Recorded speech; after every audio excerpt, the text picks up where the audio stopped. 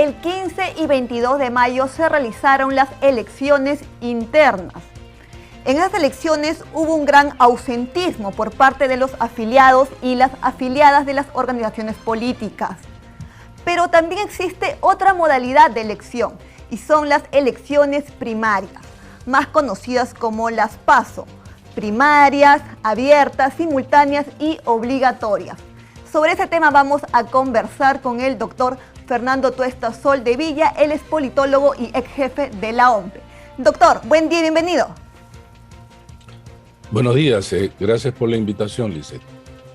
Doctor, ¿nos podría comentar, por favor, nos podría decir cómo se seleccionan o cómo se seleccionaban antes los partidos políticos? Bueno, antes de la ley del 2019, o modificatoria de la ley del 2019, los partidos organizaban ellos de manera particular sus elecciones, la selección de sus candidatos. Sin embargo, estos tenían graves problemas. En primer lugar, todas las elecciones, casi de todos los partidos, eran cuestionadas. Había baja participación, su nivel de organización era realmente deplorable, había una informalidad enorme, pero sobre todo había conflictos entre ellos. Los cuestionamientos que se produjeron no eran de personas externas a los partidos, sino internas. Los propios militantes, en algunos casos, desconocían los resultados, lo que motivó justamente que se pusiera en discusión algunas alternativas de modalidad. La anterior estaba amparada ciertamente en la ley de partidos políticos que se promulgó en el año 2003.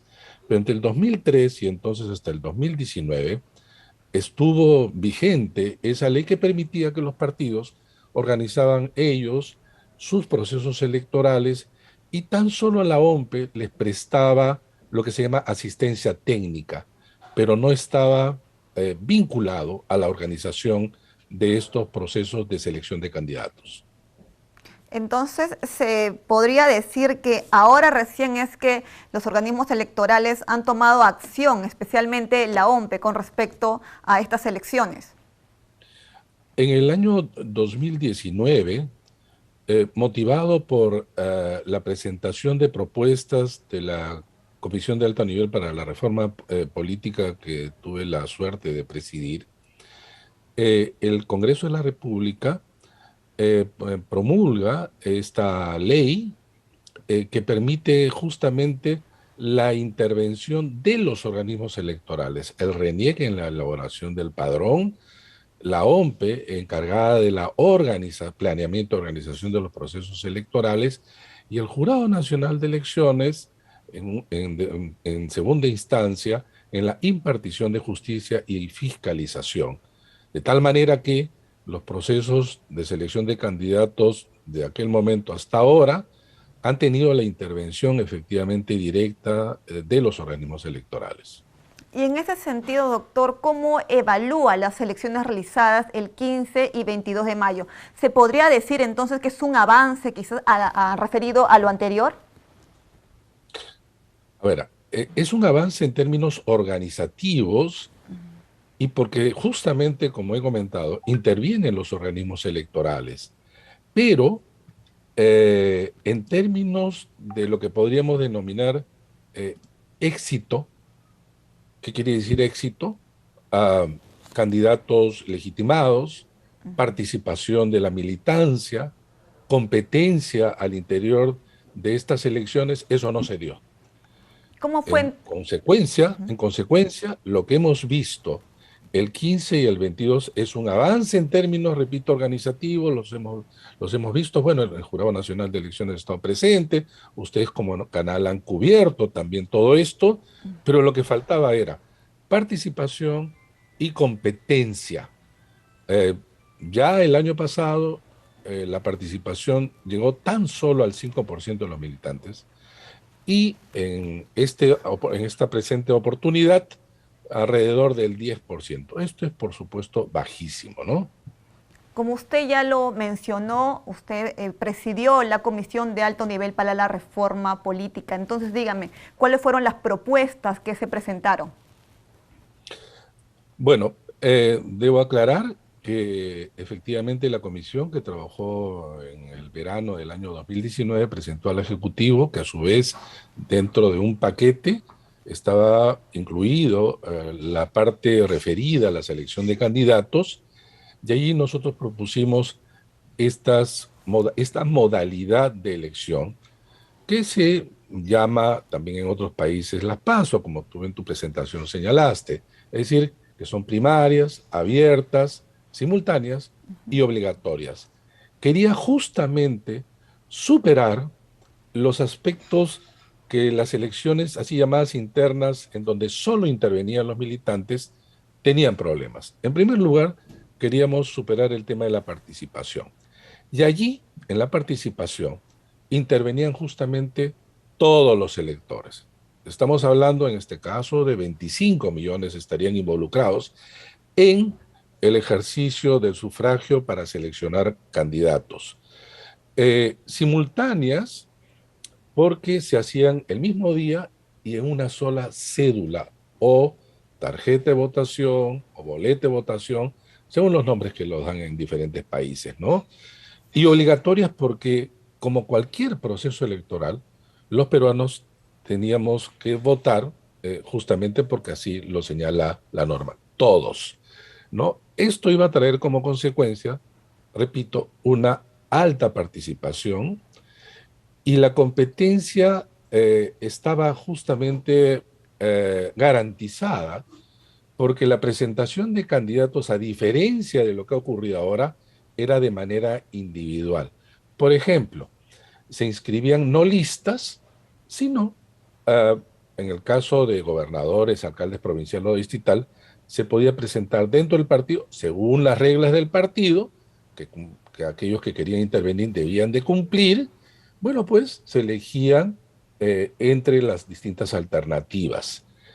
Esto es de una simplicidad enorme porque los organismos electorales saben hacer elecciones generales, regionales, municipales. Hay un procedimiento ya estandarizado y estas elecciones iban a ser una más. En cambio, las que se han tenido el 15 y el 22 son, pese a que solo participan los militantes, de una enorme complejidad. Y ese es el gran problema que incluso tenemos ahora en estos días que enfrentar, ¿no?, los embates lamentables del Congreso de la República por querer ampliar plazos cuando ya esto se ha realizado.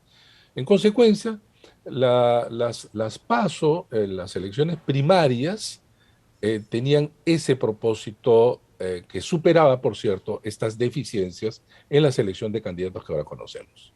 Ok, entonces, si las elecciones internas tenían esa gran deficiencia, por así decirlo, esa desorganización, ¿por qué cree usted o por qué motivo no se llegaron a realizar las PASO y se realizaron las elecciones internas?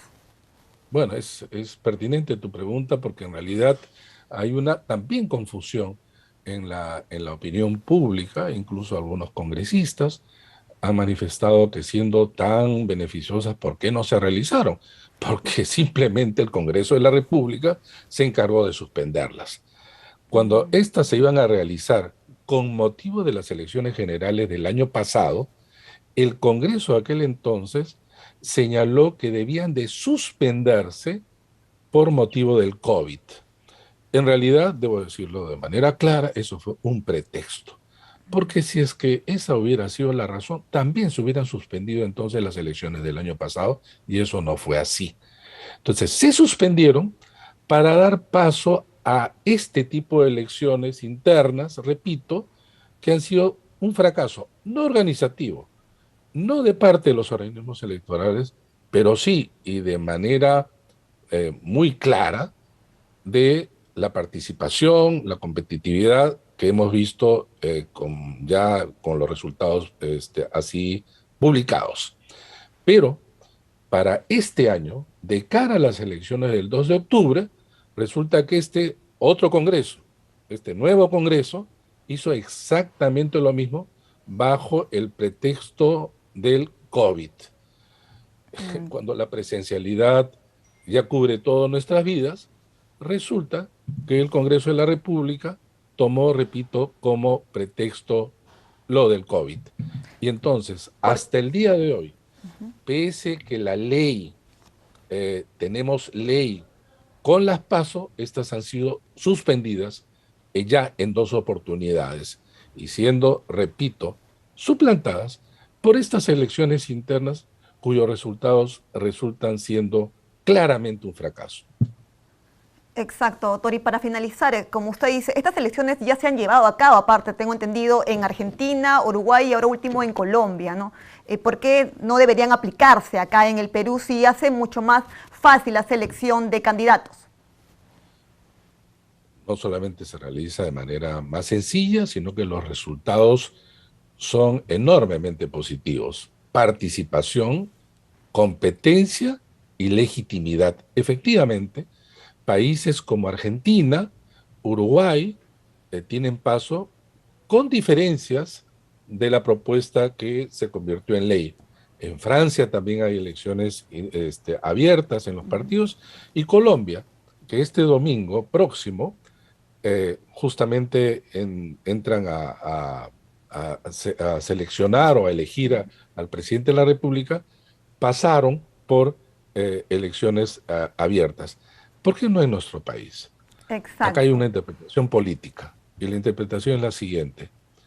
En este tipo de elecciones internas y las que hacían antes los partidos, la concentración de la decisión de manera informal, pero clara y directa, estaba en manos de pocos: el jefe del partido, el dueño, un sector de la dirigencia. En cambio, en las elecciones abiertas ya no se puede controlar. ¿Quién decide? El ciudadano. Esa es la diferencia. muy Y bien, eso, doctor. por supuesto, no quieren, evidentemente, los partidos. Muy bien, doctor, muchas gracias por esta valiosa No, gracias a información ti, que nos Licen. acaba de brindar. Gracias. Gracias a ustedes. Hasta otra oportunidad. Vamos a una pausa y retornamos.